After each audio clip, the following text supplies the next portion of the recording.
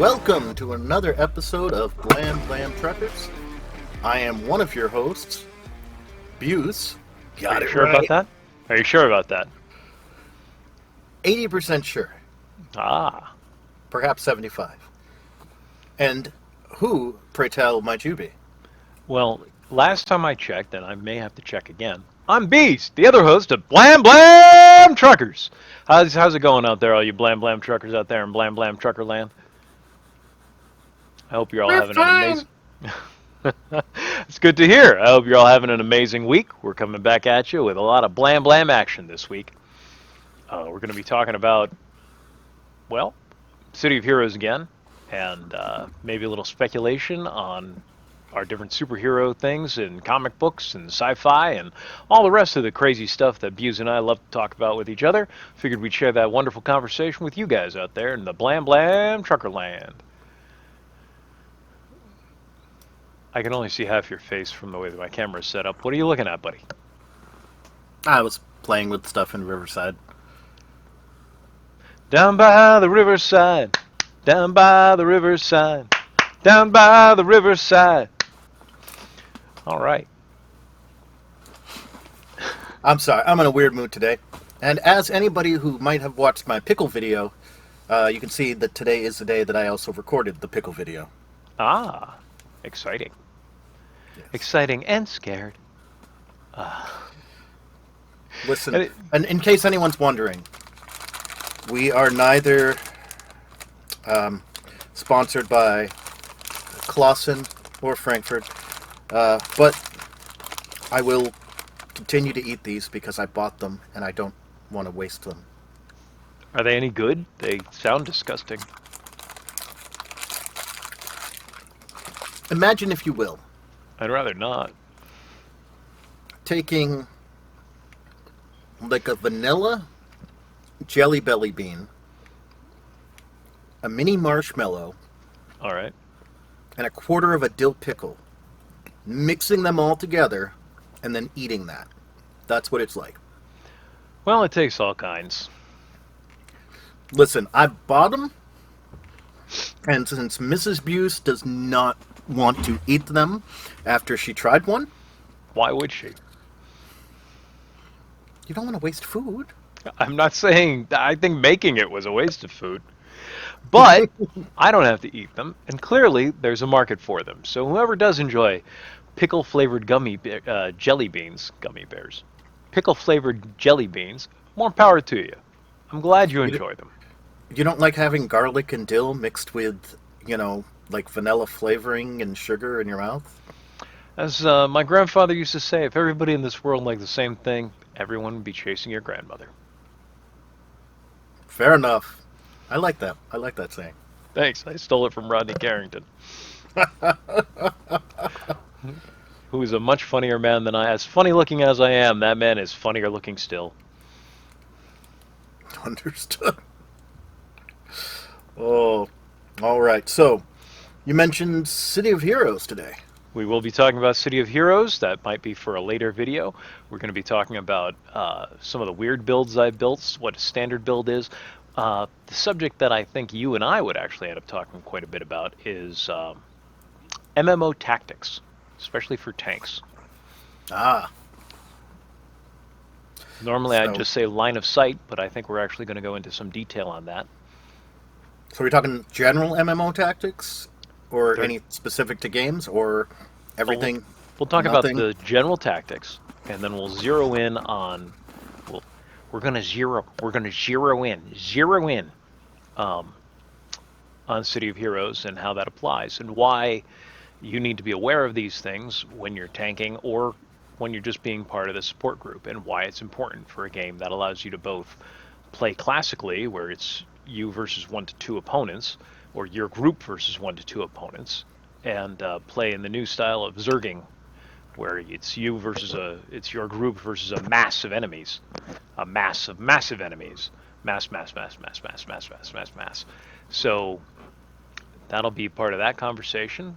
I'm not sure what else you wanted to talk about today. I did want to do the superhero conversation. I also wanted to talk about, at some point,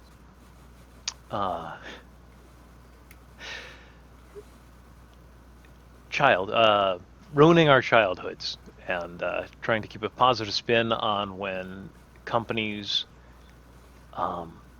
change their creative team and their creative direction, and well, they end up destroying the story. But that doesn't mean they destroyed the story that you like. And it doesn't mean that new people aren't going to like the story they tell. Just not me, because I like the old story. That's why I became a fan in the first place, because I liked the old story. Sounds good. So we want to talk about that. Anything in the world of geekitude that you want to talk to the viewers about? Like unscheduled? Well, I am one episode away, and I will be putting out a separate video that is not part of our normal podcasting schedule on this, but I am one episode away from finishing the new Netflix live-action Avatar: The Last Airbender. Since we like to keep it positive, I will say this. There are some scenes in it that are great that I wish had been in the cartoon original show. Yeah. There are several fight scenes which look amazing. That's good. And there are several actors in it who, at least once the first episode got through, that I think are fantastic and fit the roles perfectly. Awesome. And like I said, I want to stay positive. So what's the next? Oh, wow. Damning with faint praise. That's what we call it. That was what my review on Facebook was of episode 2. I don't know if you remember this. It's not really a particularly noteworthy. And by episode 2, he means Star Wars episode 2. Star Wars not episode 2 of Netflix. Not episode 2. It was actually episode 8. It was... oh, okay. Last Jedi? Last Jedi. No, not Last Jedi. Yeah, Last Jedi. Yeah. My review of The Last Jedi, because I didn't want to say anything negative, was... well, that movie had high production values. Okay, so I'm apparently giving Netflix's Avatar much higher praise than you gave Last Jedi. So you're not saying, look, The Last Jedi was not. On my first viewing, I had serious problems with the story of that movie. Mm-hmm. It was very poorly told, and that's not even getting into all the other aspects that you can critique and compare and contrast in a movie. Something I love to do with movies. I love tearing them apart, putting them back together, finding out what works, what doesn't work, why I like something, why I don't like something. Yeah, that's something I love.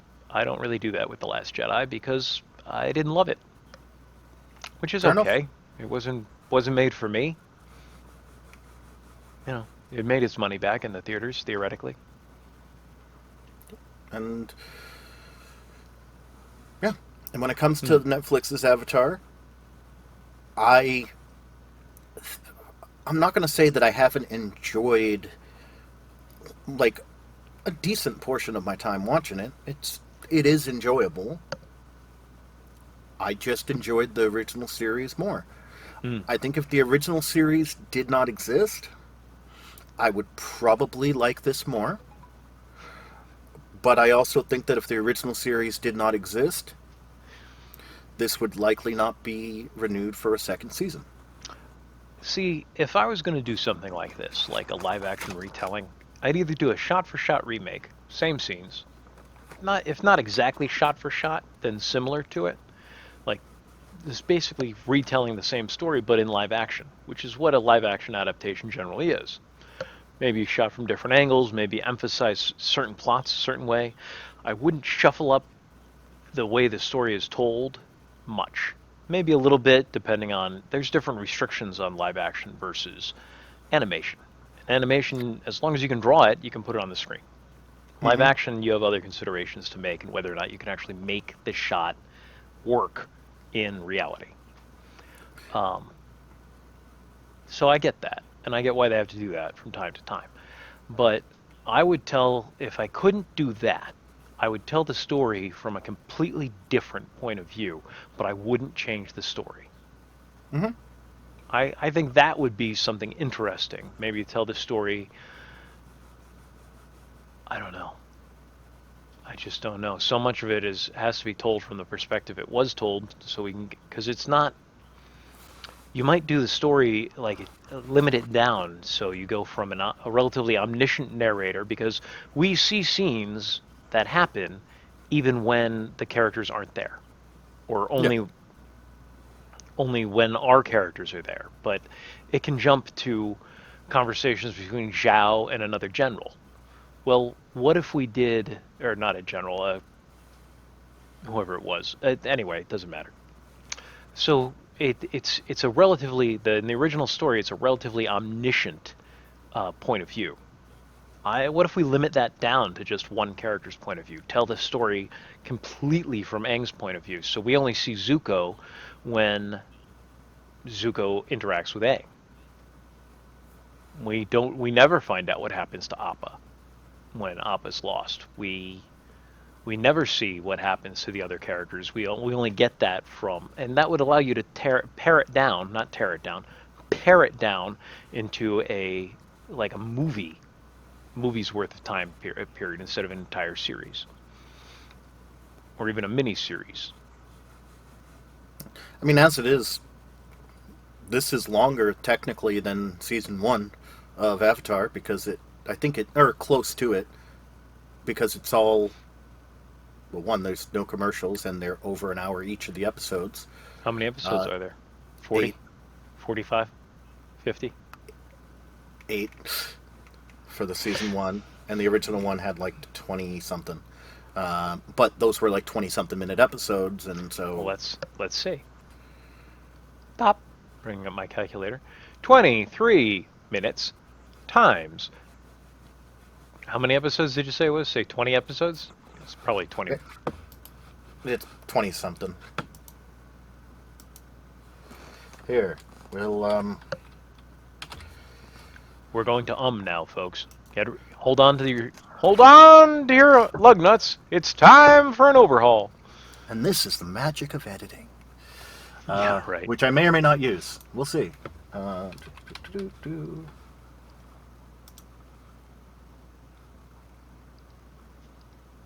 Season 1, as opposed, or I guess I should go season 1, Appa. Appa Momo, Appa Momo.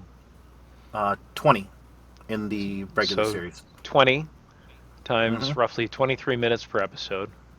Yep. Is 460 minutes. Divided by 60 minutes to the hour, is 7.666 repeating hours. So 7 2/3 hours is pretty close. Yeah, so, yeah, but each of the Netflix episodes are over an hour. So you're saying it's 8 episodes times a little over 8 hours, so we're losing maybe... Netflix has more time. I'm not disagreeing with you. I'm saying it's close. I'm not saying you're disagreeing, and I agree with you, it's close. Just because I talk excitedly, it does not mean I disagree with you. This is what my family does. It's nice to be part of the family. So, little Avatar. You definitely are.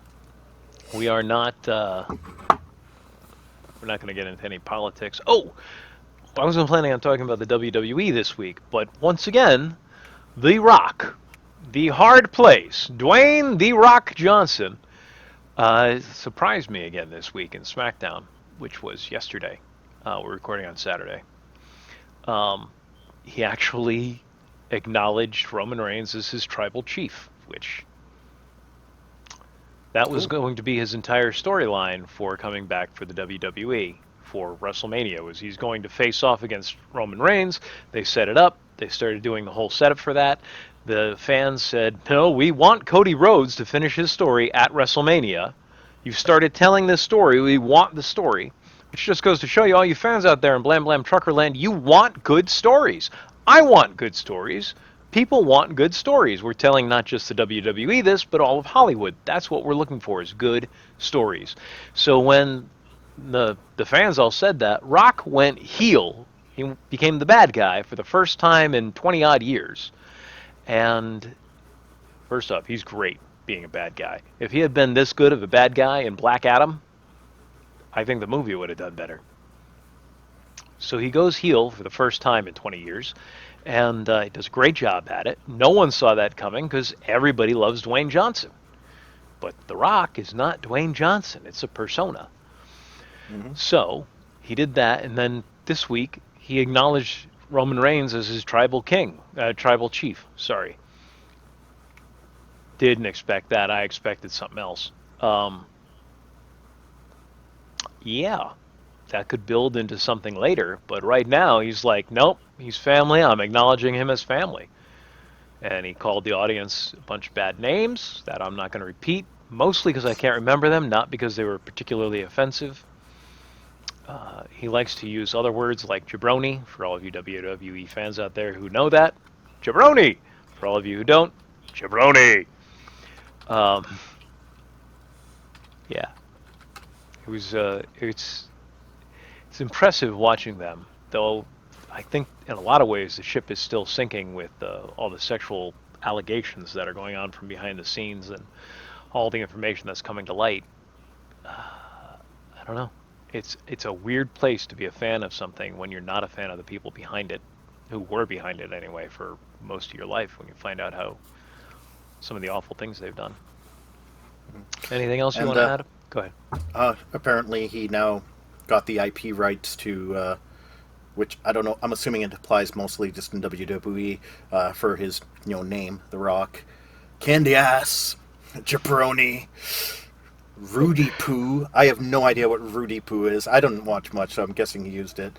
Oh And as yeah, well as he used to tell people he would take his boot and turn it sideways and stick it up the Rudy Poo candy ass. You oh, jabroni.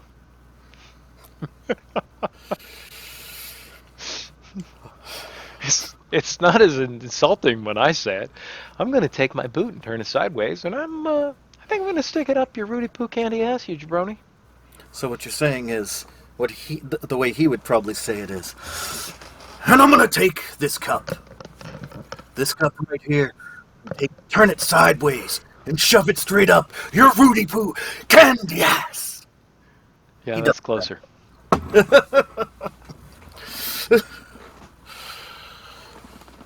But So, fun Avatar fact: Mick Foley, whose name I couldn't remember a couple of weeks ago, while I was listing all of his wrestling personas, like Mankind and Cactus Jack and Dude Love.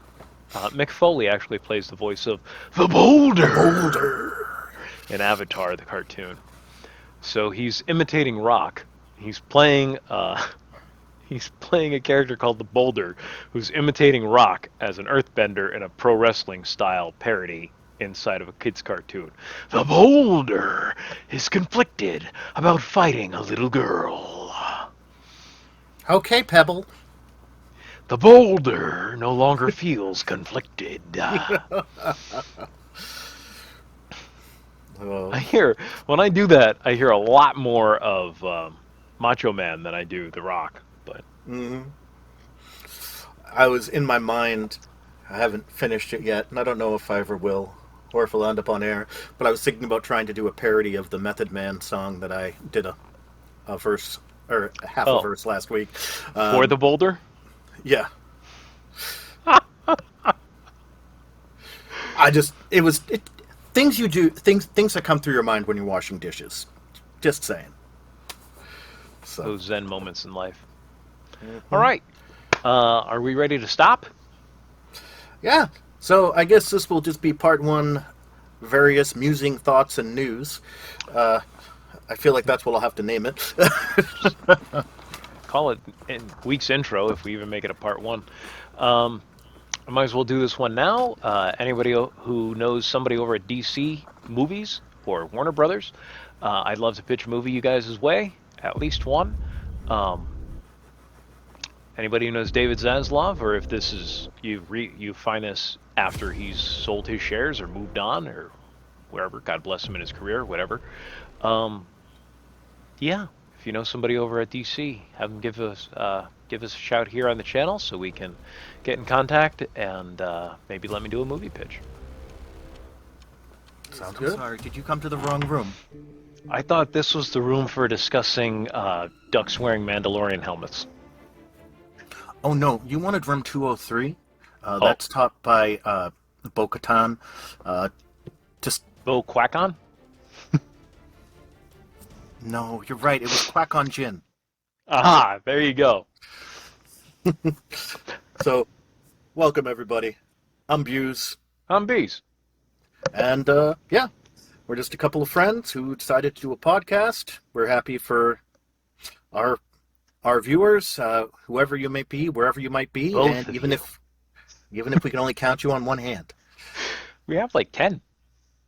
No, Well, no, nine. we are Well, no, now subscriber. down. We are down to 9 subscribers. Not 9. It's okay.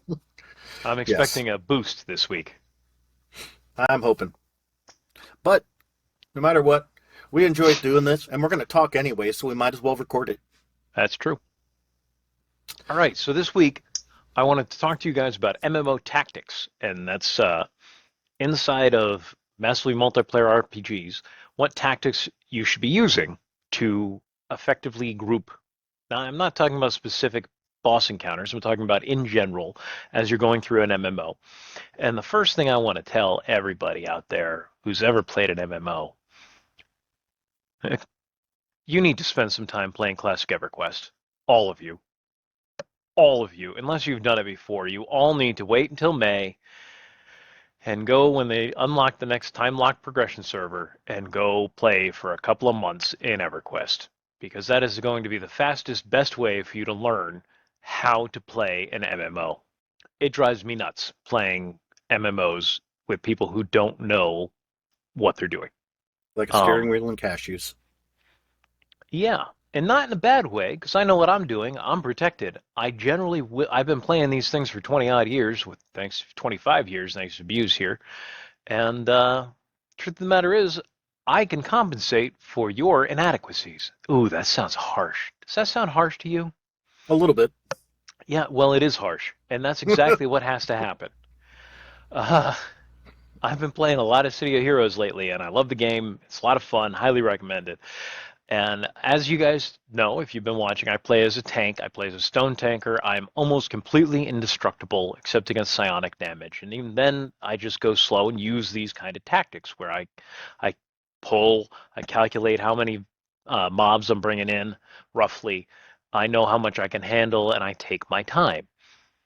But the rest of the time, I can just zerg in like an idiot and attack everything and know that I'm going to be able to hold 16 targets at a time. So as long as I've got 16 out there, then nobody else in the group can pull them off me. Yeah. And then bad tactics come in. Not from me. I know what I'm doing. But I'm sitting here looking at my team uh, bars, my little window, my team window, and I'm watching people's health bars go down. And and I'm looking to see who it is because you really don't do much sitting in the middle of a group just working through your rotation. Anyway, what was that? That it's me. I'm the one causing the problem. I do Probably not. sometimes, though. Remember, it's not a problem for me most of the time. I'm indestructible. But I'm watching their health bars go down, and sometimes I'm watching the health bars go down of the people who are in the middle of the mess with me, the other melee characters. And when their health is going down, I know it's coming from either they're pulling one guy off of me, maybe two, and so they're taking hits, but they're built to take hits, and that happens as part of the game. Or they're getting splashed by the area of effect damage, AoE, and that AoE damage is going to hit them and do them damage, and that's okay, that's part of the game, we expect that. But sometimes, as I'm looking at the bars going down, it's not the other people who are in melee with me, it's the ranged DPS, or the controllers, or the support people who are taking hits. And the only way they could possibly be taking hits is if they pulled a mob that I didn't pull, or they pulled something off of me that I didn't pull. Because they're not close enough to be in AoE damage range. So the mob actually had to choose to target them, and for them to choose to target them, it had to not choose to target me, or the other guy pulled it, or got its attention, aggroed it, before I had a chance to aggro everything. So as I'm watching their bars going down, I'm thinking to myself, well, they're about to die of their own stupidity. And that's okay, because there's little I can do about that. Okay, that's kind of harsh, but it's true. And Go ahead. I was just gonna say it when it comes to City of Heroes, Mm-hmm. because you can only hold, I think, eight at a time. Eight Like what? you can have like eight 16. mobs, 16. A tank can I hold mean, 16 mobs at a time. yeah. Now, occasionally, especially in the fire farms and stuff like that, there might That's be not what more I'm than talking about, but yeah. I'm saying, especially in the fire farms. I'm not saying otherwise, but I have run stuff with you when Mm-hmm. when we've had our groups, and I've pulled stuff off of you because you had 17 or 18 that just happened to come through. And, Mm-hmm. well, I attacked the wrong thing. Now, it's not always my fault because, as you said, you don't always necessarily target stuff when you're grabbing it. And if I just Yeah. happen to choose one that you're not necessarily specifically targeting, it's a gamble. And I pulled it off and died quickly. So do you guys want to know how to get a well? I want to add one more thing. I always have a wiki for you. I keep like Yes. 50 there. You can have like 50 emails in your email compartment on City of Heroes. I have at least 30 in my email of just wakies, which are And resurrection tokens, basically. self resurrections. Yeah. Yeah, but you can hand them over to people. So I always have a wakey for you. I never judge anybody during the game. I expect you to learn from your mistakes. And if you don't learn from your mistakes, then you seem to be enjoying your mistakes. And remember, this is a game. If you're Mm-hmm. having fun, you're doing it right. That's all there is to it. You're you're enjoying, you're spending your time, you're paying your time, however you want to put it. You're spending your time playing this game to have a good time, to enjoy yourself. As long as you're enjoying yourself, you're doing it right. Mostly. You're spending your hard earned time and money on electricity because Well, it's free to play. well, well, you should be looking. They do a monthly donation drive, so if you Oh, are enjoying the game, do donate. Um, they don't sponsor our videos, but I'm enjoying their service. I have no problem advertising for them. City of Heroes Homecoming, great service. So how to avoid this? How to avoid dying when your tank pulls? First off, give the tank a minute to actually grab the aggro. So I run in there as a tank and I stand there for a second or two, waiting for everything to A, notice me, and then turn and actually attack me. I've got damage auras running, so everything within that 7 feet, 8 feet, whatever radius, is going to turn and attack me. And then they're going to tell their friends, and their friends are going to turn and attack me, and everything's going to run into melee range. Once that entire group runs into melee range, that's when you nuke. You wait to nuke. Okay, nuking, for those of you who don't play MMOs, which is probably very few of our current audience, nuking is when you fire off damaging attacks from a distance. Wait for it. Just give it a couple of seconds. That way you won't die. Now, it may be that you don't care if you die. I play a blaster as well. It's my secondary character is a water tactical arrow or whatever it's called blaster. So water and arrows, which is one of the most powerful ranged combinations in the game. And every once in a while, I just like to show everybody just how powerful it is.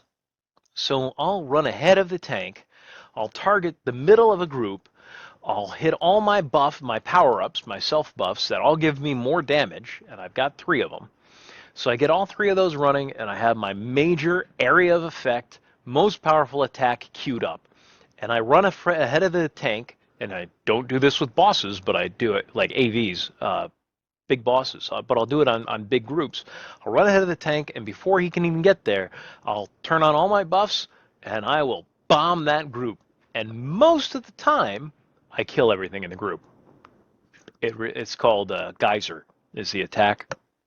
It is devastatingly powerful. And half the damage comes up front, and half the damage is damage over time. So sometimes a couple of guys are standing up, but I know they're going to die. I just need to survive long enough for the damage over time to finish them off. So sometimes I do end up dying from that, and that's okay. That was my choice. Now it's the tank. Now it's another tank not having any pity for me because I was the stupid one. So I've been on both sides of this, but I know what I'm getting into. I know when I'm being stupid. And not only that, if I've got Geyser up, and I've got all my buffs up to run, I probably have the rest of my abilities up, so I can probably survive by taking down the bad guys before they take me down.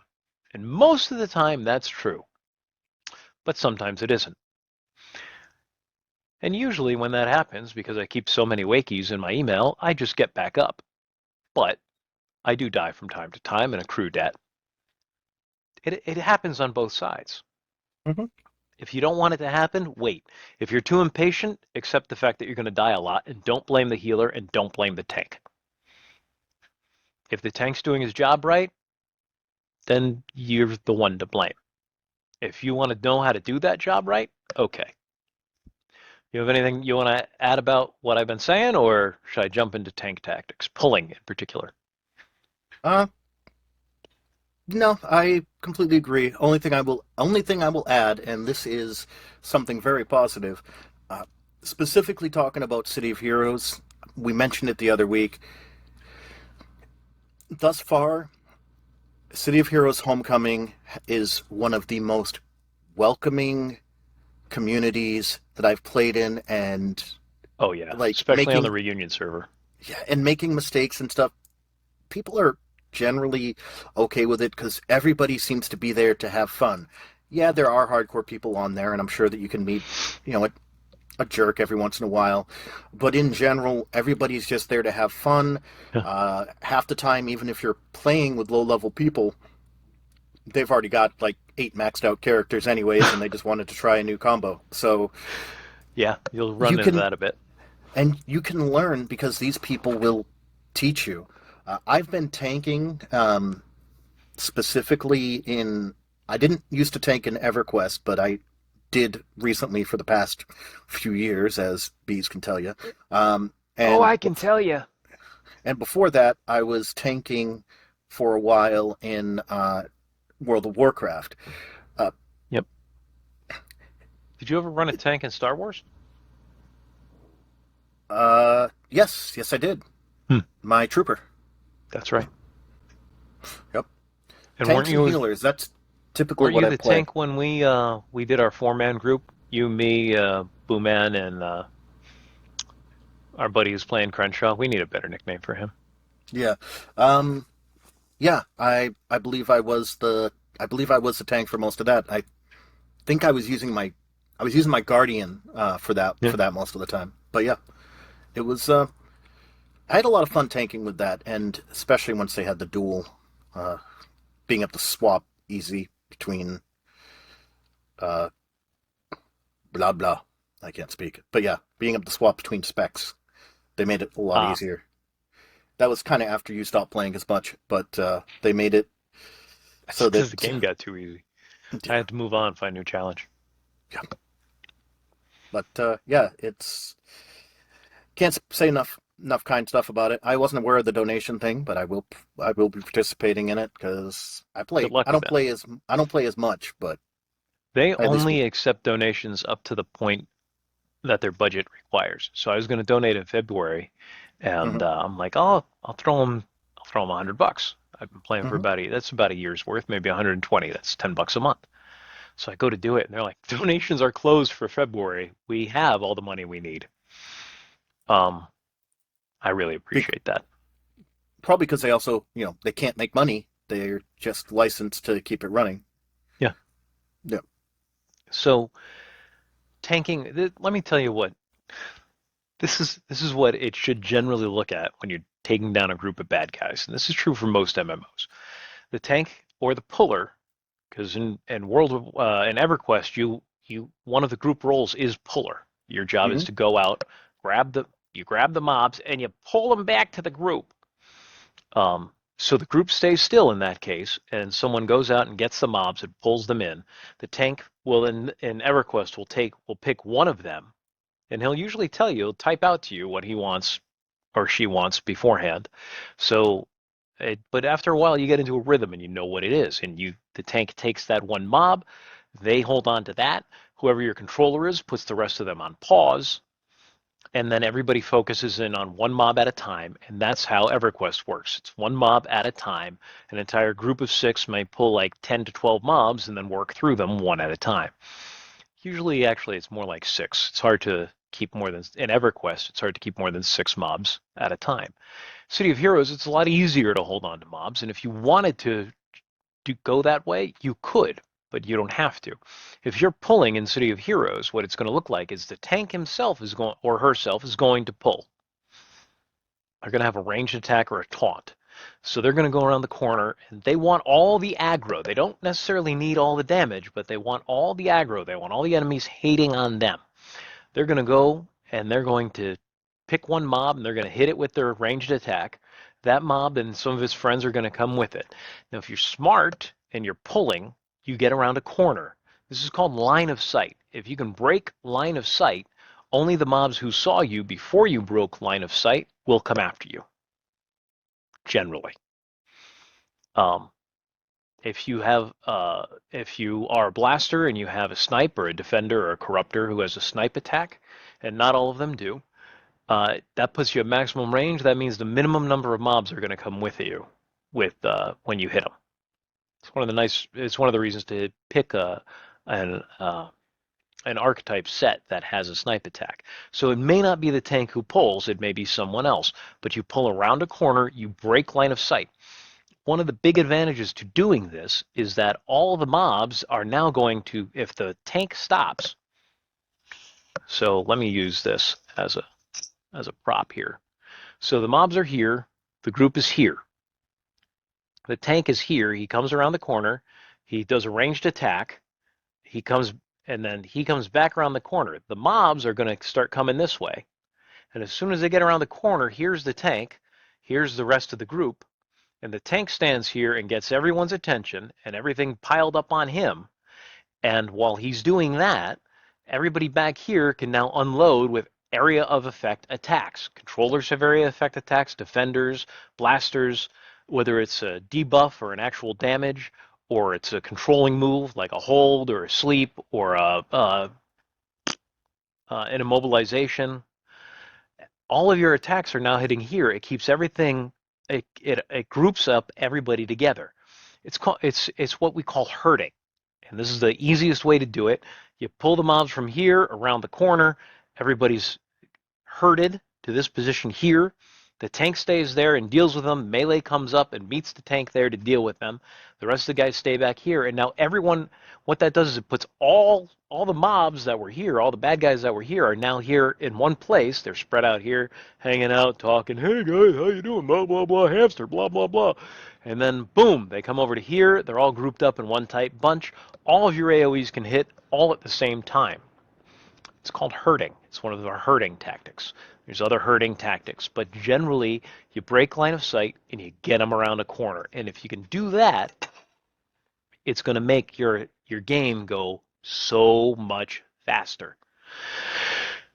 Okay, that's herding. That's pulling. That's classic MMO tactics. And specifically, that's classic City of Heroes tactics. I was in a group the other day where we didn't do any of it. It was yesterday, actually. We didn't do any of that. I wasn't playing the tank. I was playing some ranged damage class. Not might have been my blaster, might not have been. I don't remember. I'm always leveling something up. Then I get bored with it and go back to the tank. So we're just running into the mobs. It's called charging. You have pulling and charging. Those are your two main attack styles. Either you pull it and you separate. You either pull it or you charge into the attack. That's choice one.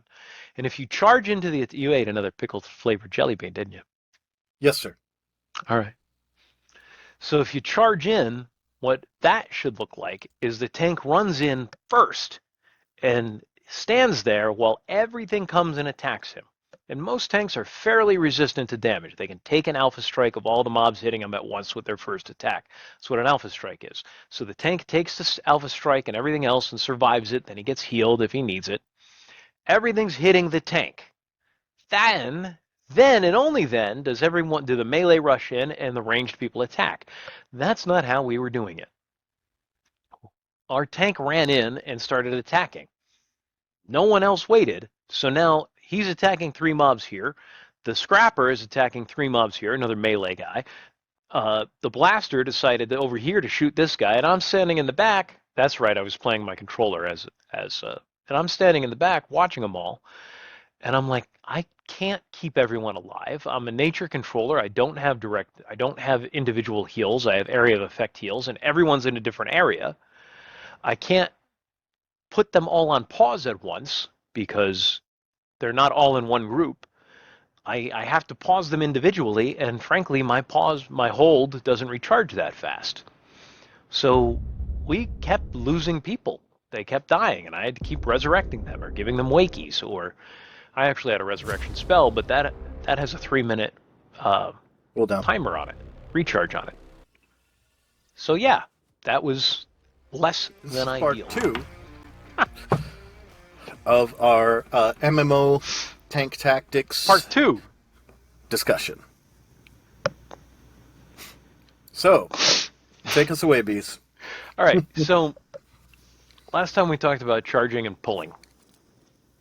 Those of you, that's the first choice you have is when you're going to deal with a group of bad guys, of mobs, your first choice is, do I charge in as the tank or do I pull back? Pretty obvious, one of two choices. Now, when you're pulling back, are you pulling back to group, which we talked about, or are you just pulling back to pull only a few of them? Only take a couple of mobs with you, which is another thing you could do. That's that's your two main choices for pulling back. You also might have a trap laid out.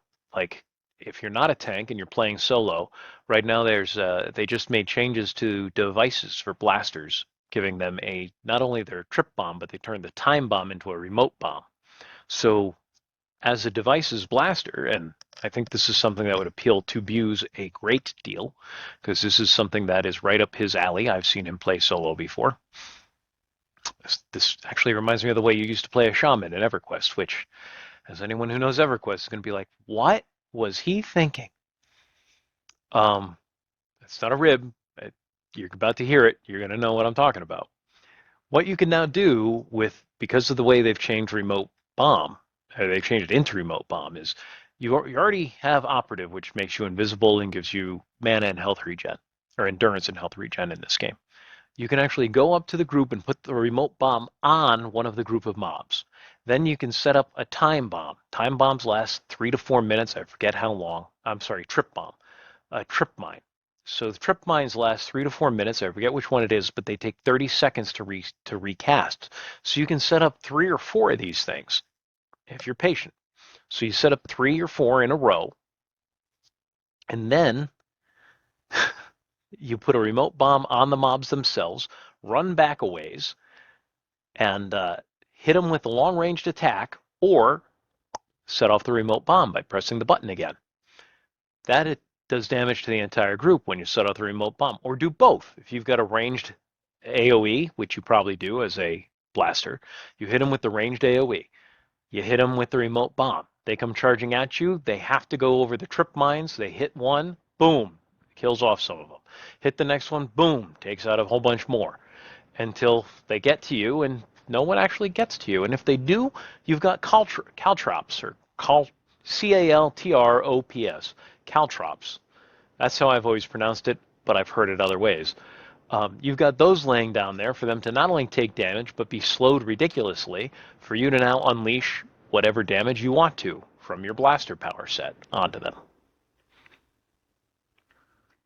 That's pulling into a trap. Uh, as far as charging goes, it's not just what the tank does, though the tank does tend to control the group in a lot of ways. They decide on the pace of the attacks, how many things they're going to pull. Another thing you can do when you've got a tank that's as tanky as my stone tanker is, Kelly the stone tanker, look me up on Reunion. Send a tell. I actually have other people pull mobs onto me. Now what happens is, I'm going to bring up my metal mouse pad here. I recommend metal mouse pads, not this particular brand, but just metal mouse pads in general. They're awesome. So what you're going to do in this case is you're just going to stand here in the middle as the tank. And then somebody else is going to go over here and pull the mobs over here and then run past you. So the mobs actually have to path through you, through the tank, to get to the guy they actually want to get to. But if I'm standing here with 2 damage auras running and doing AoE and whatnot, as they run past me, they're going to get hit by those 2 damage auras, and now they're going to aggro on me. So I actually have people, and this happens to me in farms more than in regular gameplay, who are going out and pulling other mobs on top of me. That's not a classic, maneuver that you'd see in EverQuest or WoW, but in City of Heroes, where you can build ridiculously powerful superheroes, you'll see it happen. It's a viable tactic. Yeah. There's an ability in City of Heroes called Fold Space. It's one of the power pools under teleportation. Fold Space. And what it does is it takes mobs that are in the area and pulls up to, I think, 12 of them or 16 or whatever next to your character. So anyone who goes deep enough into 3 powers, it's the 3rd power you need to get in teleportation, who goes 3 powers deep into teleportation can now get full space, not just tanks, but if you're a controller, you might want to think about this, because now you can take disparate mobs that are all over the place, put them in one place, and hit them with your control power. Hit them with a blaster can now hit them with their AoE. A corruptor can now hit them with your AoE. Maybe you're a defender or a corruptor or a controller or dominator, but they don't have this ability, who has nature radiation, which has an AoE aura that's a hold aura. Doesn't do any damage, just holds all the mobs that it touches, assuming it beats the check. Everything's got to beat the check. So assuming that it's accurate enough, it will hold all the mobs it hits. So if you do fold space, and all the mobs appear nearby you in a tight group, and boom, you hit them with the hold aura. Now you have a whole bunch of mobs who can't do anything, while your pets or your friends take them down, or you with your AoE damage. Something to think about. Yeah. I can't think of any more tactics off the top of my head. I did pulling. It's really about coordinated attacks, and it's not necessarily going to make your game more fun or less fun, but it'll make things go faster, especially when you're trying to complete a task force and you're running out of time. Thinking about planning through what you're going to do, how you're going to deal with a problem, different abilities, talk it out, type it out nowadays, but if you're all in the same Discord server, talk it out, figure out how you're going to work through this and make something actually succeed. Again, I'm not talking about individual bosses for like task forces and what you have to do for that, but generally, if you're ranged, stay out of melee range and hit them from a distance. And all of these tactics are going to lead into weird builds and no, excuse me one second.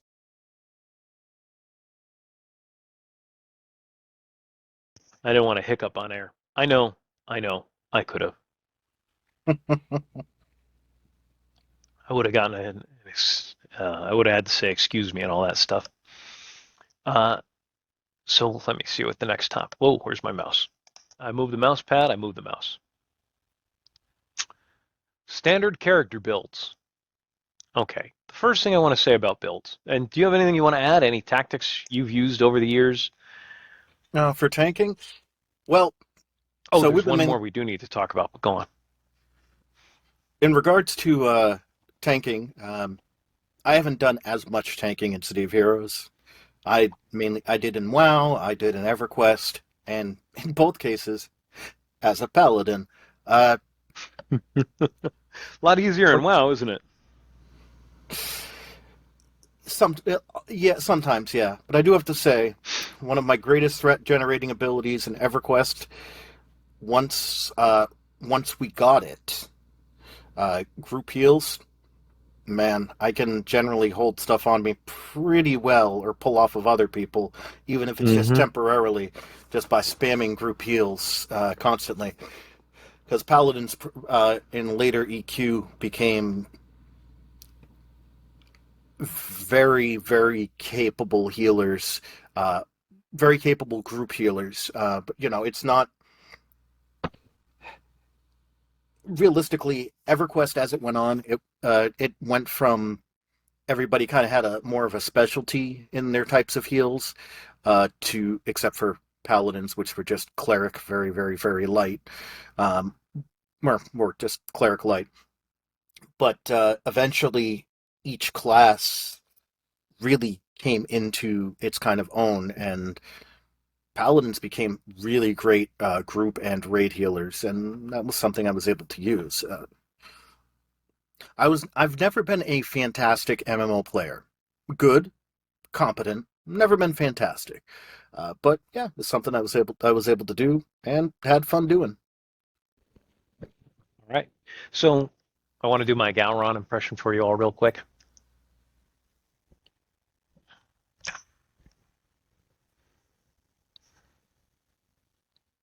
So anyway, oh the Empire, oh son of Moog. Um, there's one more tactic we need to talk about, and that's called Feign Death. It's named Feign Death from EverQuest. Most other games will just use the term Feign Death. Hunters get that ability in WoW. There is no Feign Death ability in City of Heroes, but the basic tactic is the same. This is a variation on pulling. What will happen is the puller will go out, get the mob's attention, and bring them back to the group. And then they're running back to the group. Here, let me use my little Mandalorian guy here. So he runs out, gets the mob's attention, turns around, and runs back to the group. And then he feigns death. Bop! I'm dead! And the bad guys, not having him there, just kind of stand around. And if you're not in range of them, they'll just walk back to where their spawn point. But and if that's the case, then what happens is the warrior or the tank will now fire a ranged attack at them, and he'll grab one or two or three or all of them if he wants them. Sometimes you feign death, you come back and you feign death far enough away from the group that the group now has to choose which ones it wants. Or you can run right up to them and feign death on top of them, and the warrior just has to get everybody's attention, or the controller has to put everything on pause as the warrior is getting everyone's attention. Feigning death is a great tactic, and it can be exploited to really, really hurt other people. One of the things that monks used to do in EverQuest, and still do in EverQuest, is they would go out and grab a bunch of mobs and get like, go over here, get a group, go over here, get a group, go over here, get a group, go over here, get a group, hi, and just get them all mad out of them, run to where they want to be, run past a group of people they don't like, a group of players they don't like, and once they get on the other side of the players, and the mobs are chasing them and about to hit the monk, that's when the monk feigns death. Now the mobs have lost aggro. On the monk, they have no aggro, but they have area aggro, proximity aggro is what we call it, proximity aggro on the players, and they will now turn around and attack the other group, the group that the monk didn't want there, or That just is wanted what we some call vengeance on. training. Oh yeah, that's grief play right there.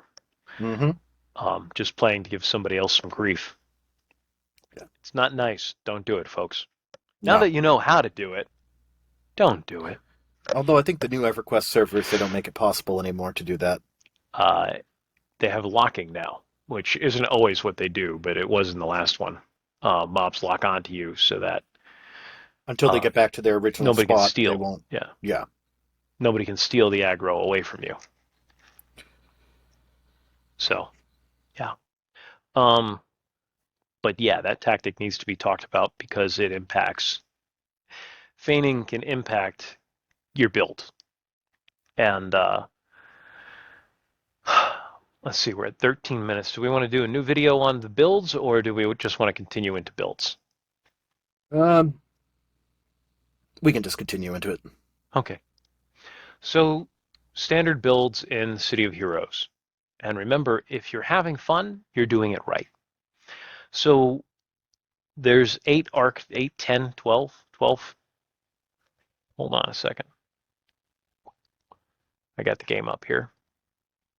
There are tank, melee, ranged, crowd control, support, pets. So in the tank class, there are 1, 2, 3, 4, 4 people, 4 things that can tank under melee damage, not including that one. 1, 2, 3, 4 more classes. That's 8 classes so far. Range damage brings in 1, 2, 3, 4, 5, 6. additional four additional classes. So you're looking at 12, 13, yeah, 12 or 13, maybe 14 different classes. We're going to cover the basics on what those builds look like, what standard builds look like, what people always do. Let me bring my windows back up here. All right. So power pools for a standard tank build, what a standard tank build looks like. There's so many variations, I can't tell you exactly what it looks like, but your goal as a tanker is to hold aggro, and you do that by being able to take damage, being able to put out a lot of damage, a little bit of damage, a lot. What I mean by that, but that's the phrase I always like to use, is a little bit, as it's not a lot of damage, it's a lot of little damage, or a little bit of damage, a lot. It's a lot of little damage. So as a tanker, and this is true for brutes as well, both of them get there's two different abilities here. There's punch voke, and poke voke. Tankers get punch voke, where every mob that they hit with a single target attack not only uh, hits it with the same amount of aggro as your taunt, but it also does an AoE taunt to everything around it, just in melee range. So every single target attack does that. Every area effect attack also has an aggro component to it when you're playing a tanker. Now, that's punch voke. Poke voke for a brute still has an aggro attack component every time it hits something, but it does not have the area effect to it. So that's why we differentiate between punch voke, which is super for tanking, and poke voke, which also leads to why you want to do a little bit of damage often, a lot of little bits of damage, because every time you hit, you're going to the top of the aggro list. So if you can increase your hits per minute, you're staying at the top of the aggro list. Your goal as a tanker, isn't to do damage necessarily. That's not part of the role. Your goal is to hold aggro and be able to survive it. You are a survivability based class. Now that we're getting into design philosophy here, which is going to lead to standard builds. Now what you're doing there is you want to make yourself as tough as possible, as tough as you need to be, not necessarily as tough as possible. If everybody wanted to be as tough as possible, we'd all be granite stone tanks or invulnerability tanks. Those are the two best tanks for survivability. That's just the way it is.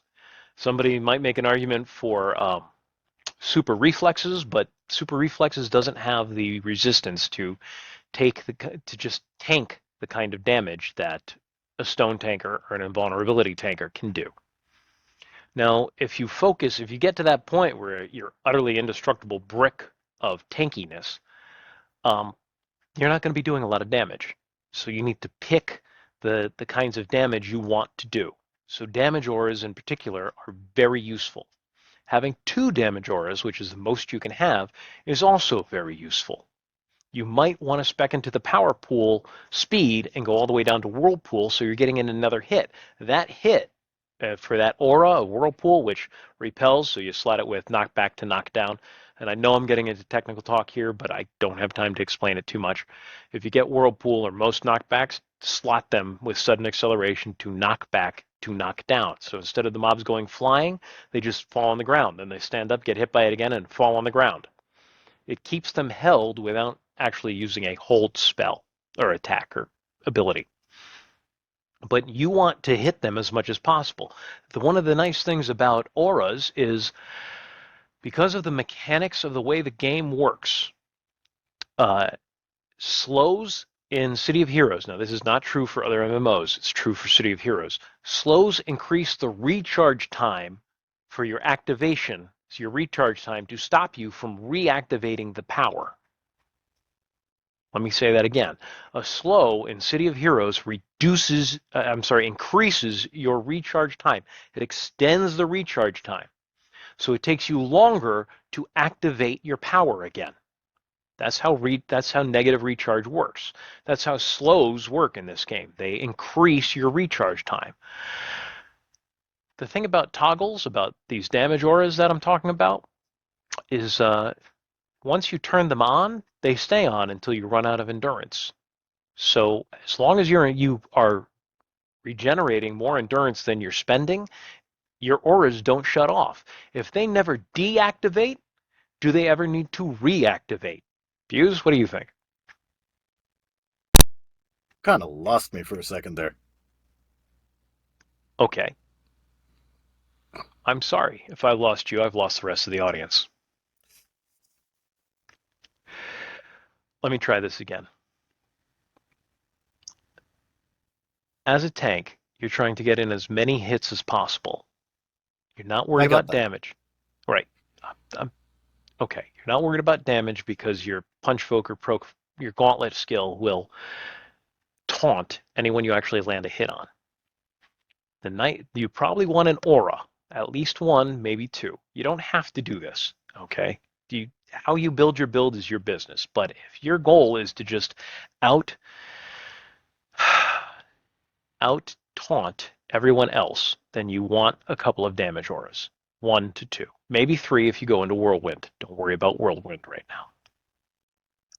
By having a damage aura up, you are invulnerable. You cannot be affected by slows. Your attack cannot be slowed down. Now your other attacks can, but your damage aura's attack cannot be slowed down by negative recharge attacks. That's the point I was driving at. The reason why is because in this game, recharge determines your slow, or how fast you can use the ability again. So you have your activation time, which is usually a second or two, and once that recharge time is up, then your recharge timer starts again. I'm sorry, once that activation time is up, your recharge timer starts again. If you never deactivate a power, like a toggle, like a damage aura, then it never needs to be activated again. It's already activated. So it never deactivates, which means the recharge timer on it never extends. Even if it does extend, who cares? You're never using that recharge timer. Does that make sense? Yes. So that's why you want damage auras as a tank, because negative recharge doesn't affect auras. It doesn't affect toggle skills. Toggles are abilities you turn on, you toggle them on, and they stay on until you run out of endurance. It's why that. So yeah, that's my point. As a tanker, you're going to want a toggle damage aura. You don't have to take one. It's not going to make you a bad tank, but it's something to keep in mind when you're trying to hold multiple enemies. And on top of that, there's no damage limit to the number of mobs you can hit with a toggle. There are to other abilities, but there aren't to toggles. So if you want to go farming, having 2 auras up is going to make you a better farmer. That's why almost all farming tunes are radiation damage, fire, armor, brutes. Because brutes get a damage bonus that tankers don't get, and based on how many things they've hit and how many things have hit them, and there's an aura in radiation damage, and there's an aura in fire melee. I'm sorry, fire armor. There's one other what do you call it? One other attack set that has an aura, damage aura, and that's spines. Those are your only 2 that have damage auras. And then for armor, you have dark armor has a damage aura, fire armor has a damage aura, and stone armor has a damage aura. And I think radiation armor might, but I'm not certain. Off the Oh, top of my head, I don't know, and I don't want to bother checking. We should probably stop there because we're past the 20-minute mark, and we're trying to keep these short. okay. All right. Indeed. Well, So we've been doing a segment on City of Heroes, and we've led from MMO Tactics to standard builds, and I pretty much finished the tank.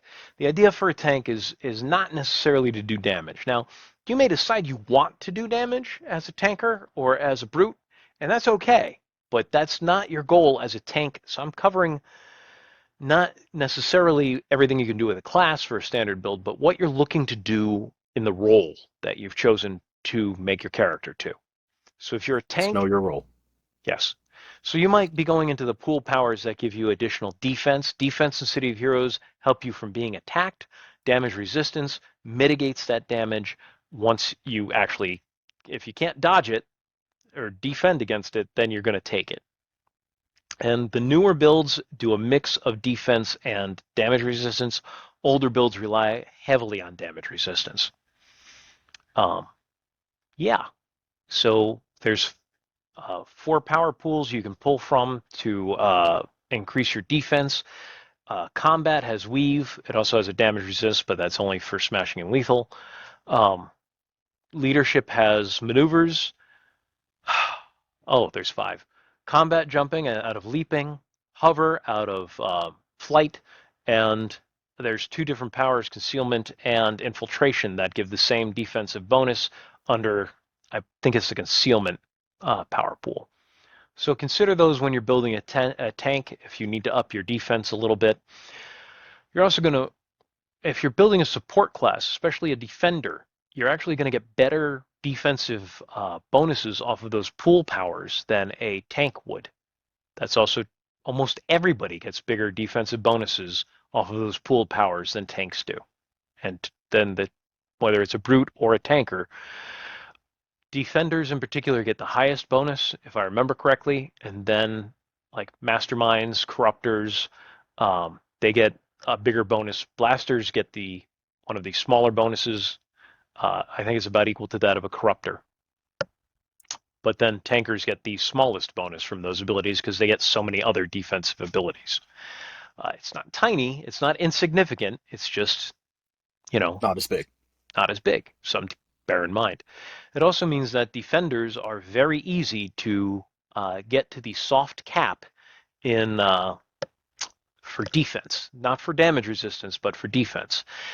And the soft cap, bear this in mind when you're building a standard build, this is for every class. The soft cap in defense is 45% defense. If you have 45% defense in a defensive ability, whether it's against a particular damage type like energy or fire or dark energy, or it's against the 3 positional defenses, which are melee, ranged, and AoE, if you can get that soft cap to 45, then you've hit basically the maximum you can hit for defense for an ability, for a resistance type. Not resistance, for a damage type. And the reason why is you start off with a 50% chance. They've got to beat 50% just to hit you. They've got to roll under 50% to hit you. Excuse me. So then, and they're rolling on a chance of 100. So every defense you add to that increases the number or decreases the number they have to roll under or increases the number they have to roll over. You can check your combat log to see what it's at. But basically, it starts at 50. And you start at 50 against the mobs, too. You've got to be rolling better than 50 to hit them. So if you bring it up to 45, you're now at 95% chance of not getting hit.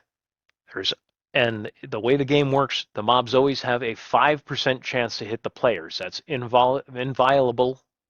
Wow, I can't believe I said that right. They always have a 5% chance to hit you. So the best you can do is 95%. You're starting at 50. You only need 45 to get there. You can actually increase it above that, but that's only going to help you with mobs that are higher level than you. And once you get to level 50 and get your incarnates all the way up, all to tier 4, there's very few mobs that are going to be higher level than you in the game anymore, and those are all going to be giant monsters and endgame bosses. So regular mobs will be even cons or lower, and at that point, 45 is the magic number to be looking for defense. Okay, 5 minutes into this video. Now, I covered, there's really only, let me go back to playstyle here. So, I want to have this up so I can cover all these.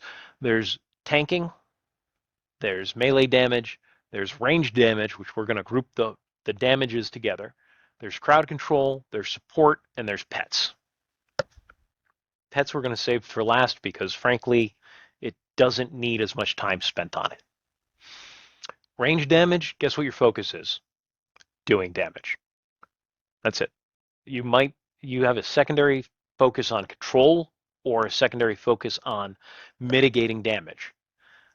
Those are really your options, but your main focus is on doing damage. Now, if you want to be what City of Heroes calls a blapper, which is a combination, it's a blaster that's trying to be a scrapper, which is basically what the Sentinel build actually is. Then as a blapper, you want to focus.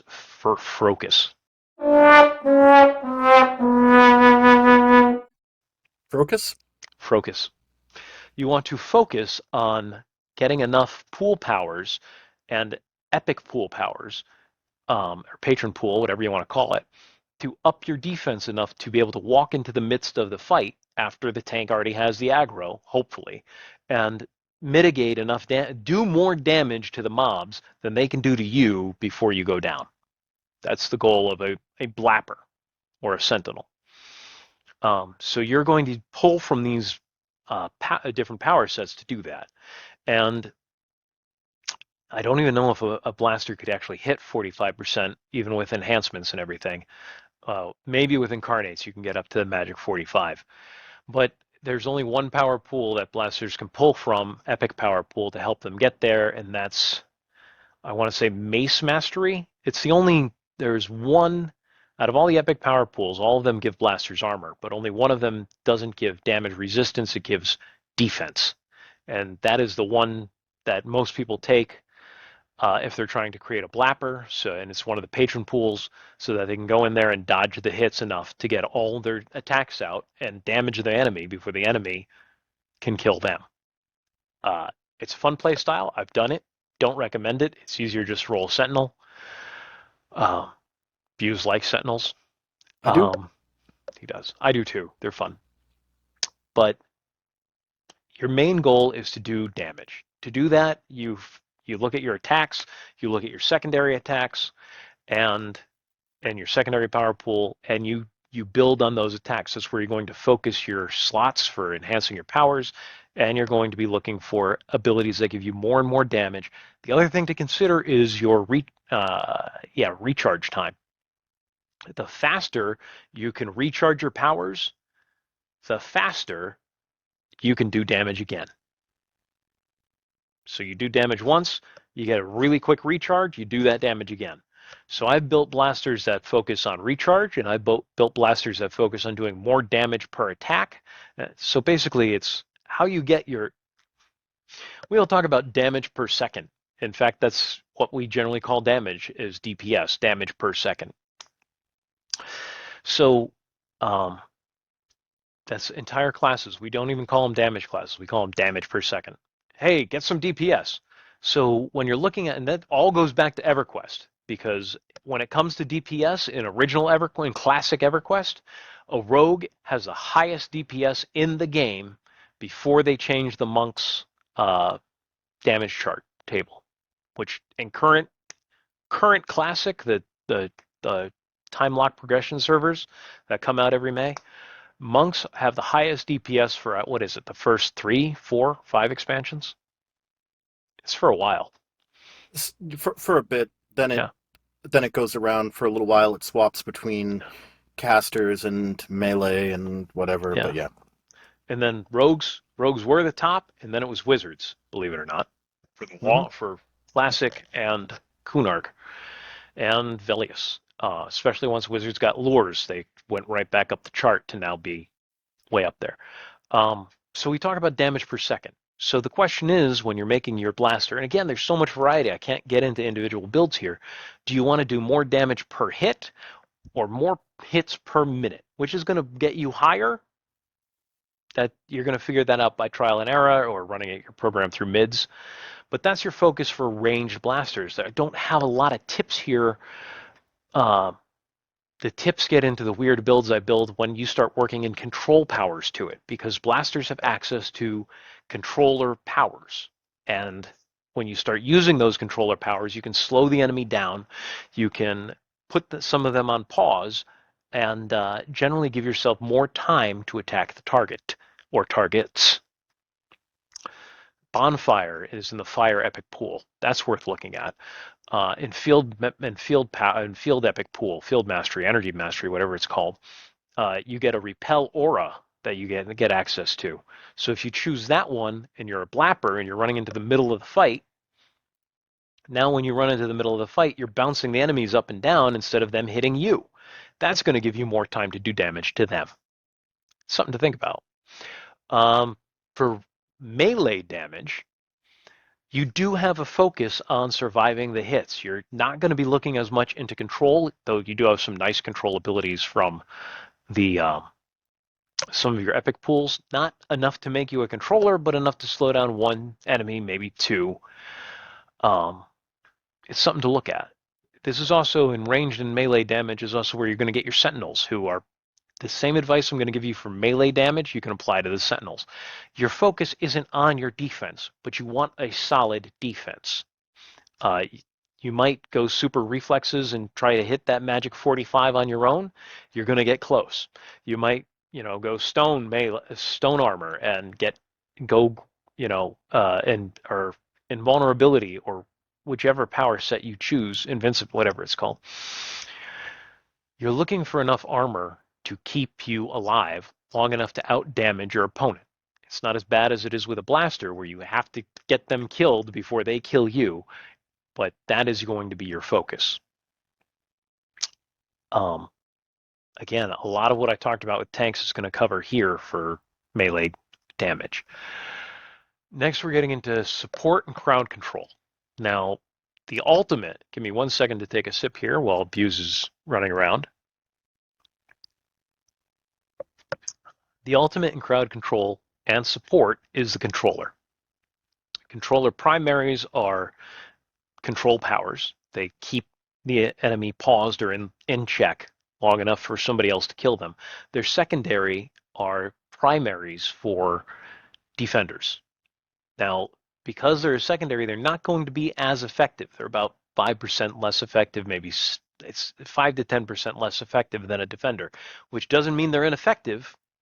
You can do everything a defender can do as a controller, just not as well. So I'm going to talk about control here for a bit. Some of this is just really, really obvious, but it needs to be talked about. It's not obvious if you've never played it before. So I'm going to tell you some tips that I've learned over the years. Immobilization is one of the most useless abilities you're going to get as a controller. It's very useful for blasters. It's quite useful for defenders and corruptors, which are basically the same class, only completely different. It's true. If you play a defender, I'll tell you the difference right now. A defender supports the group and does damage. A corruptor does damage and supports the group. It's the same thing, only completely different, and their whole focus is on that difference. So corruptor, a lot of what I said for range damage that focuses a lot on blasters is also true for corruptors, except depending on what you choose for your support set, you might have a great deal of control in that support set. As a controller, immobilizations aren't going to help you much. Might help you a lot as a dominator, but not as a controller, because controllers don't do the damage. And often, when people, as a tank, this drives me up the wall. When I'm in the middle of hurting and getting the group of mobs all around me, and you hit all the mobs with an immobilization area effect before I can get them all to me, I now can't get them to me until your area effect immobilization wears off. I've never done that to bees ever. How is your nose not growing right now? Are your pants on fire, sir? I smell flames. The art of CGI. Yeah. Well, there's a flame going around your guy right now, but that's on his pants. Yeah. I was going somewhere with this, I swear. Oh, I know. I'm sorry. No, it's all right. So you're not looking to take those immobilization powers. Sleep in City of Heroes is it's situationally useful. It is not usually useful. We've talked last week about my favorite sleep powers in the electric power set. It's a place-based sleep. Any mob that's on top of it has to pass your check of hitting them with a sleep, and they fall asleep, and then their endurance gets strained while they're standing there. But it's continually hitting them. That's why it's useful. It's not one and done. Because as soon as you hit somebody, a mob that's asleep, they wake up. and now you've just got an awakened mob. It's not controlled anymore. You want to focus on holds, disorients, slows, things like that. If you're interested in actually controlling the crowd, it's holds, disorients, knockdown, and slows, like physical movement slow. And confuse. Confuse is the other ability that really helps. There's only a handful of control sets that get a confuse. The new set, Arsenal, we talked about this when we talked about the new patch. Arsenal, plants, mind control, and electrical control get an AoE confuse. And those are very useful. It gives you another element of control. If the mob's attacking each other, they're not attacking the group. Mm-hmm. If the mob is just held in place and can't do anything, they're not attacking the group. So, yeah. The other reason why immobilizations aren't that useful is they can still do ranged attack, and almost every character in the game has at least one ranged attack, both players and mobs. Even if it's very weak. Yeah. Dominators, you're looking. The difference between a controller and a dominator is dominators are looking to do damage, controllers are looking to control the flow of battle and support their team. We're going to get into support after this. Dominator secondary is single target attacks. I don't know if there's an AoE in any of those. There might be. I'm not a dominator fan. I've played them before.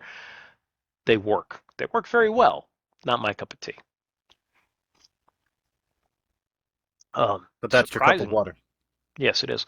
Surprisingly high damage in Dominators. Shouldn't be, because they're built to do it. But once the mobs are all grouped together, you hit them with an AoE. This might be a time for immobilization for a Dominator. You hit them with the AoE, and then you pick out the big ones and you start nailing them with single targets. But you want to hit them with a series of AoEs, and that will lower that each one of them doing a little bit of damage. Ice is a bad choice here. Their attacks do very little damage for control for dominators. Fire does a lot. Fire is probably the most common dominator choice I've seen. Fire and stone. Yeah. You can also, but again, what's your goal while you're playing? Is it just to work this out in groups? Or are you trying to take down? You don't need a lot of control once you've got a endgame boss isolated. Once you've taken out all of the bad guys around him, or put them on pause as a controller or whatever, but once they're all alone, there's nothing left for you to control. The job of a controller is to control everything that isn't being hit right now. But dominators, again, they have a lot of area effect powers, and they have more area effect powers than most blasters, but they do less damage. It's an interesting playstyle. It's very effective. It can be very effective. It depends on the player a lot more than just the skill set. I'm sure I'm missing something with control, but I'm going to continue on. So we get into support. Support probably, let's do one more video on support. We'll just call it support. It's going to take all 20 minutes. Okay. Yeah. You want to lead us out? Sure. Well, allow me to make myself a little larger again for all our truckers out there who want to see a larger version of my beautiful face. And those who don't, I'm sorry, you lose. You tell me to lead us in. Lead us in! I'll sit back in the shadows. I'll just do my Gowron impression. Welcome to another episode of Blam Blam Truckers, the show where we try to focus on the positive portion of geekdom. For the Empire. Yes, we focus on the positive geekdom for the Empire. I am Buse, your Starfleet lieutenant. He's an amused Buse. And over there, we have Galron, otherwise known as Bees, leader of the Klingon Empire until Worf and Martok come along. Worf actually puts Galron in power. Worf has more impact on the Klingon Empire than any other single Klingon. He put Galron in power and took him out of power. Yes, he did. Yeah. He found the Emperor. He found the clone of the Emperor and installed him as Emperor. And then went back to being in the Federation. For a Klingon who's not part of the Klingon Empire, boy, he's had some impacts on the Empire. Yep. And he keeps winning Oh. Batleth championships. The guy should be revered by everybody in the Klingon Empire. Hmm. And yet, all right.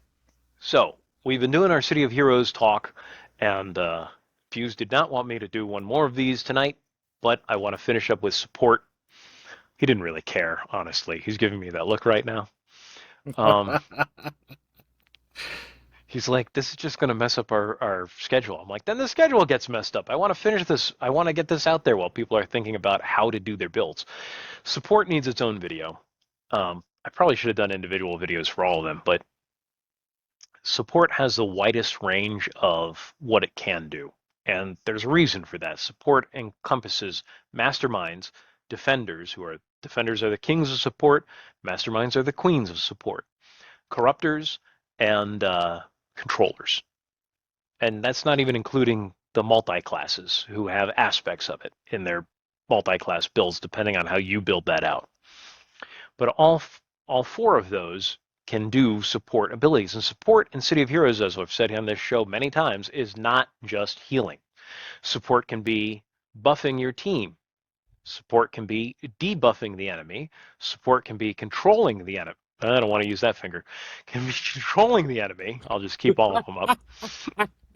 I'm sorry. We're gonna, get a copyright, not a copyright strike. We're gonna get defunded if I do that finger solo, We have singer to be solo. funded. We have to be funded to be funded, and we have to be monetized to be demonetized. So, That's true. I still don't want to offend people on by accident. And that's yes, probably we the only only want to way I'm. offend you on purpose. Yes, when I mean to offend you. Um, wow, I was making a list, but now I forgot what it was. Did you check it twice? No, I only checked it once. No! Why did I only check the list once? Okay, so it can be healing, it can be buffing your team, it can be debuffing the enemy, or it can be controlling the enemy. Those are the four aspects. And control for support tends to be more knockback and knockdown than it does. And you'll see aspects of control in some of the tanker and melee attacks, but it's never nearly as powerful as it is with controllers and support. So, um, yeah, let's start with healing. I've never seen a game, and I haven't played Dungeons and Dragons Online, but I've never seen a game with such weak healing in it as City of Heroes. Um, it can be quite powerful, but you're not getting something like an EverQuest had complete heal. There's no complete heal in City of Heroes. Um, WoW had ridiculous healing abilities, depending on the variation of who was the greatest healer at the time and which patch was out. You'll see it now as if you play through classic. If you played through the classic eras, you can see that it starts off that the greatest healer were paladins, and then the greatest healer come the next patch were greatest AoE healer was shaman for a while, and then it just changed over time. In City of Oh, and Heroes, well, yeah. yeah, and WoW, um, it was always clerics in EverQuest. And overall healers, yes, but the other ones were much better at specific things. Uh, Over time. yes, over time, Yeah. as they tried Um, to even stuff out. yeah, so clerics stopped being useless for anything but healing and became useful for other things, and other people became just as good healers. That's EverQuest, different game. Uh, the greatest healing class in the game is empaths, and they only get, and I'll bring it up right now, Defender powers. It's pain.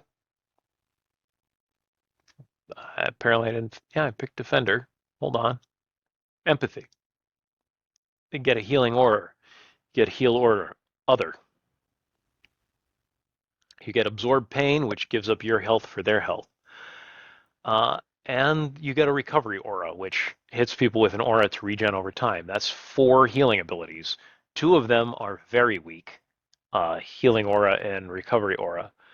Don't get me wrong, healing aura both of them are decent. They do what they're supposed to do, but none of these are, my tank's almost dead. I need him at full health now. You're not going to see that in City of Heroes. Um, that's 4 out of your 9 powers for your primary power set are heals. That's it, and that's fine. Um, It's the best power heal. It was the best healing set in the game for a long time. But heals aren't needed as much because you get buffing and debuffing. So the things you can buff in City of Heroes for yourself and your team is restricted, and it's very restricted to absolutely everything. Everything can be buffed with the right power set. You can make your guys with kinetics. You can make people regen endurance ridiculously fast. You can buff the damage they put out. It's one of the only sets that gets buffed to damage. That nature, and I'm probably forgetting something. You can buff your attack speed. You can buff your damage resistance. That's what the whole point of the bubble power set. I'll bring that up. It's not actually called bubbles. Force fields. The only thing force fields does is increase your, well, it's not the only thing, it's got a lot of control in there, but the main thing force fields does is increases your damage resist and your defense for the entire group or the people you individually cast buffs on or group buffs on. It's That's all it does. And frankly, I've been in situations where where I'm taking damage and I'd rather have the debuff, the damage, the defensive buffs from a force fields guy than I'd have from a healing guy, an empathy guy. You, it's not just about healing in City of Heroes. I can't stress that enough. And um, you don't have to pick something like empathy, which focuses heavily on healing and a little bit on other things like endurance recovery, or um, bubbles, force fields, which focuses heavily on defensive buffs and a little bit on control powers. You can, but you can also pick an all-around power like electrical. What's it called? Electrical affinity, which buffs a little bit of everything, and it's very group focused.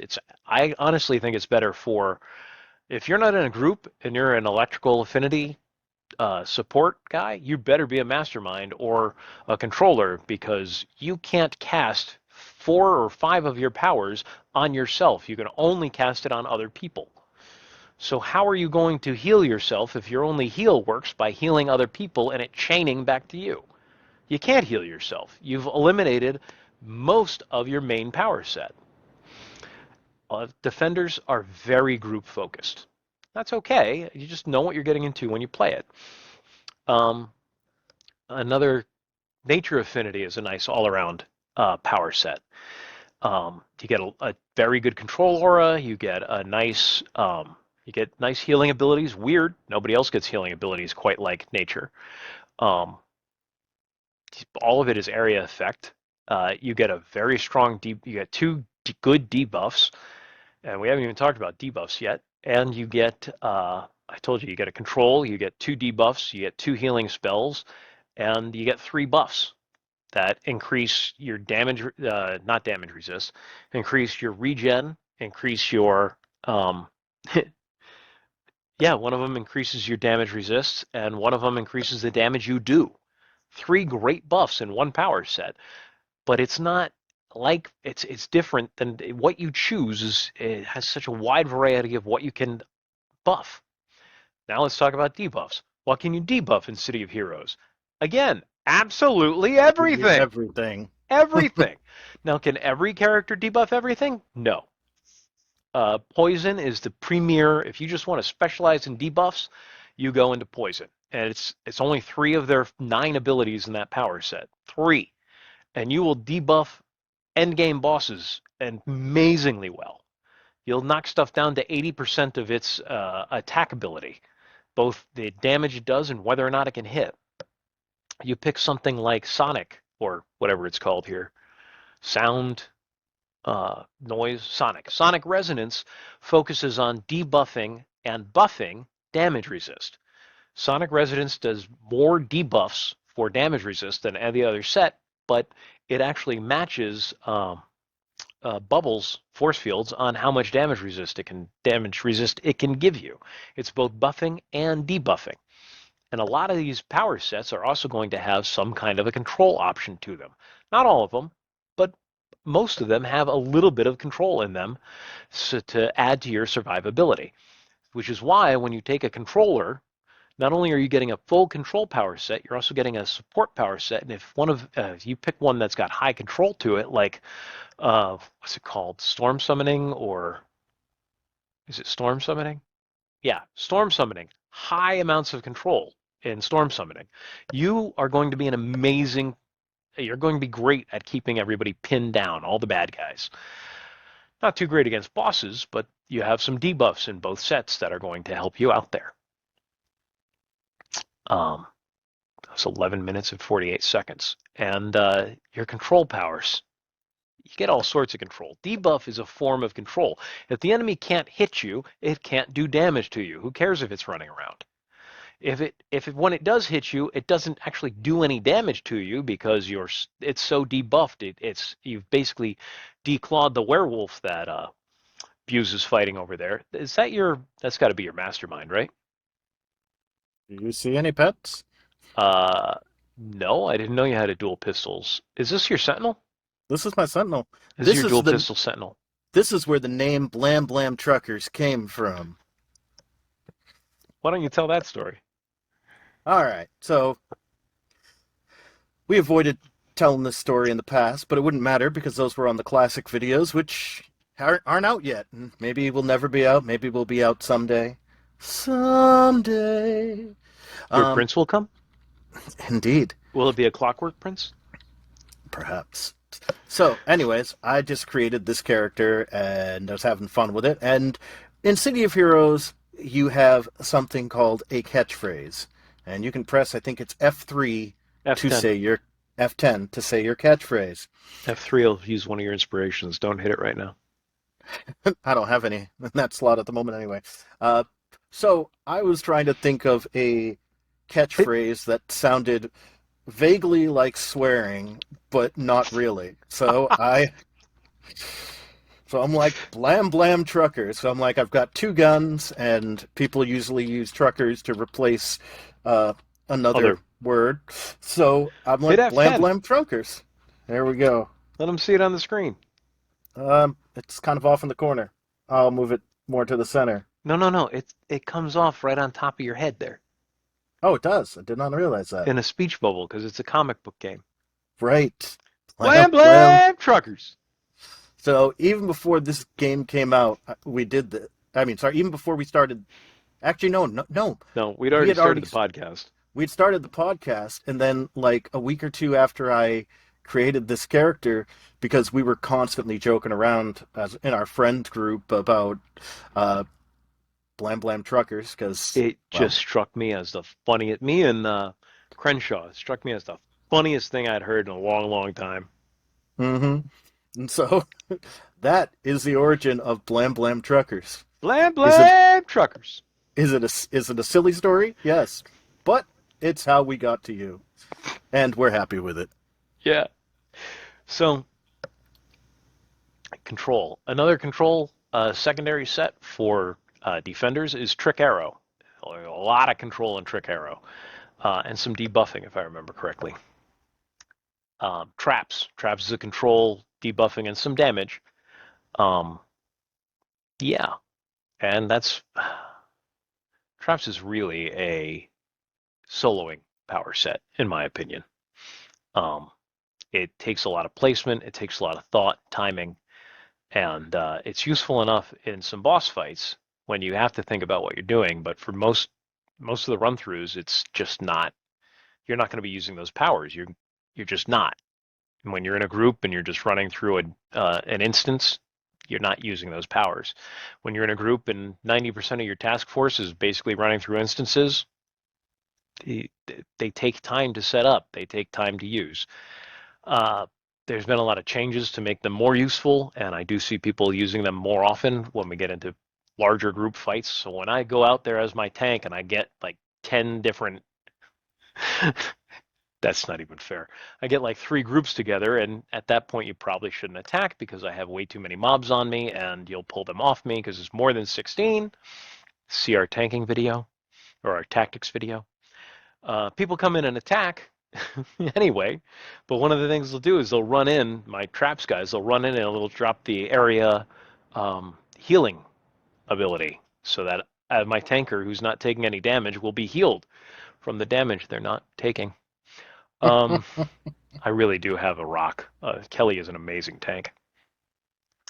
Low damage, very low damage, but I hit a little bit quite often. The whole design is just based on being able to get hits out over and over and over again. If we talk about stuff like this again, we really need to get it set up so that you can more easily stream your screen, so that you can Probably. kind of show people what you're talking about. That'd probably be a good idea. Or you and I should actually do a playthrough and set it up like we're playing Twitch or something, Sounds good to me. like we've been threatening to do with a Rebellion game. Our 9 subscribers might find that interesting. Indeed. Um, 9 as of this broadcast. You can make it 10. Or you could make it 8. Please don't. Please don't make it 8. Other what time we're looking at? We're pushing 20. Anything else you want to say about support classes? You can just do so much. Yeah, pretty much. I can't. And like you said, in this game, like to a degree, almost every class can be somewhat of a support. It just some are just built for it better than others, and well, So yeah, this game is just a lot of fun. It lets you kind of, unlike other MMOs, it just lets you do what you want to so do. much, and it's easy to get into each individual class because of the whole sidekicking thing and all that. Like lets you get an idea. So if you want to create like 20 different characters because you're trying to get used to figuring out what you want, it's easy to do. It's not like Oh in yeah. WoW where you feel like you waste so much time in like at low levels and not really learning what your character can do, or Or especially your EverQuest, which was worse. EverQuest, because especially if you're playing on progression server. Look, I played on progression server for what, 3 years? I mean, pretty much. Yeah. Um, it started getting to the point where your class Longer. changed. Yeah, you're right.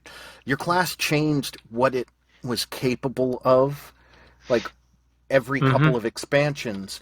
Which it wasn't like learning a new class, because you went along the way. But if you stepped away for a bit, like all of a sudden, it's like, oh, as a ranger, you're great DPS range, but not so great melee.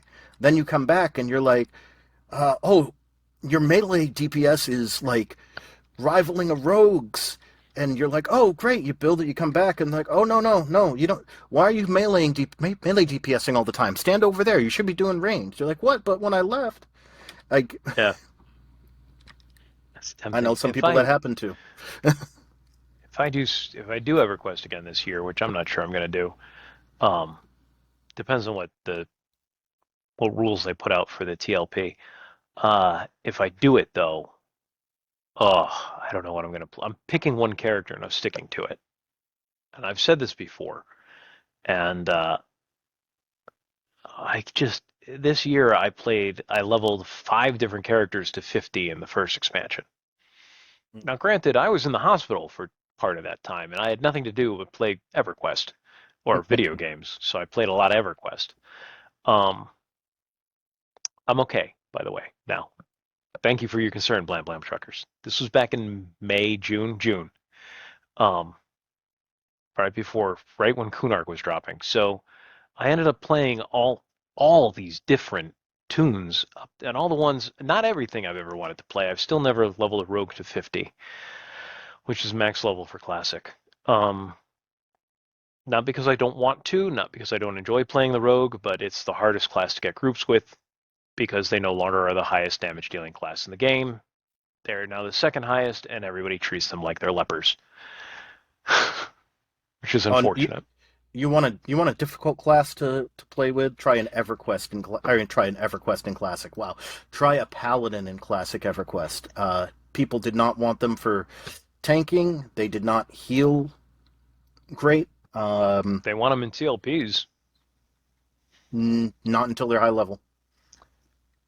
Don't get me wrong. I found I groups. I found groups, but I group a lot more than you do, and I will take any of the four, that's right, four tanking classes. So I'll take a ranger. I'll take mhm, a paladin. you will. Oh yeah, well, I'm usually the one running the group, unfortunately.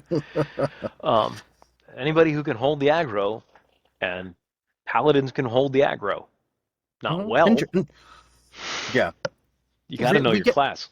we get a lot better once we start getting our stuns. Yeah, yeah, but you got to get up there. So I'll take a paladin. Even I'll take a paladin as a healer.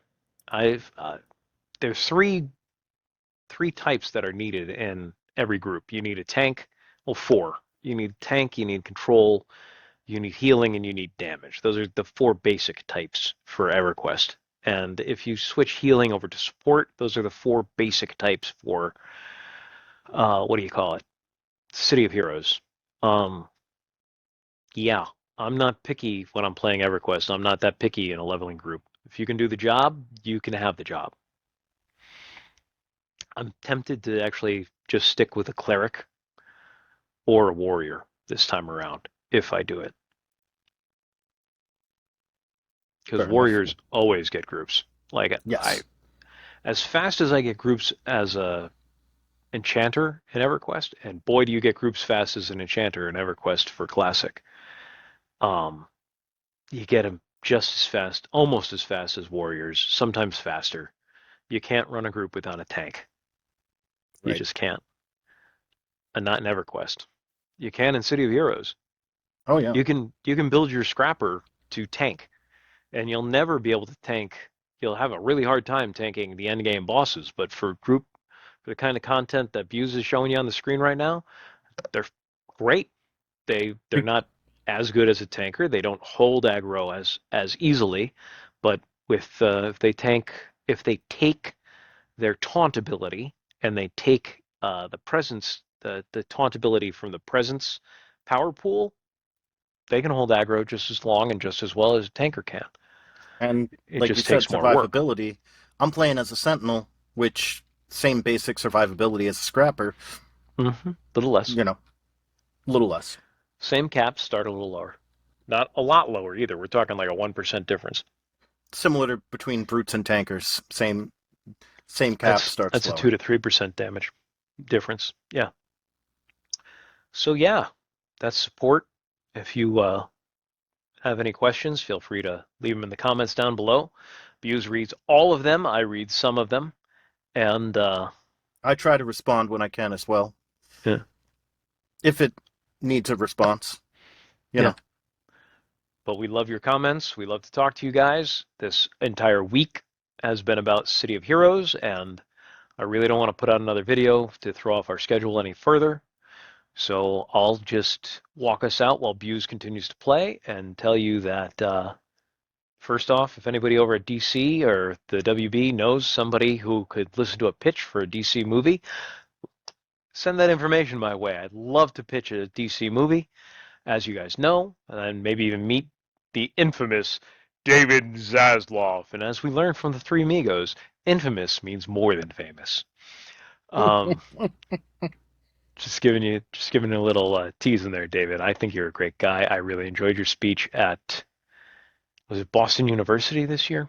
He gave a commencement speech. I really enjoyed it. Um, I didn't really enjoy the protests that were going on at the time, but that's okay. Um, it's like protest before the event, protest after the event. Stop interrupting the guy. There's people there who wanted to hear what he had to say, like me. It's a very good speech, informative, a lot of life lessons in it, which is what you want for a college. And it was interesting. I mean, it's not like you had Tom Cruise up there giving a speech, which would have probably been more exciting, but it wasn't a bad speech. I enjoyed it. I thought he was thoroughly entertaining. It's good. Um, yeah. If you know anybody over at DC, have them give me a call or an email or contact us through the comments or our Facebook page. And yeah, thanks for listening, Blam Blam Truckers. Happy gaming. Next week, we'll probably do less on City of Heroes, though I do want to cover some wacky builds I've done over the years. And we'll have Buse interact a little bit more. he got to pretty much sleep through this session here. I needed it. Yeah, good for you, buddy. That's it. And yeah, like, share, subscribe. Get some We more said truckers the in our three trucker. things. We said the three things. Yeah, you know what? I give up not saying it. We need people. We need do. our trucker empire to grow so that Yes. one day we may be able to rival as many people on a bus. We I don't think we're going to hit 1,000 next week, but boy, would I like to. yeah. Going up from 9. 9, Yeah. 9, 9, 9. 9, 9, 9, 9. You want All to right. say the words, or shall I say the words? Speak the words. All right.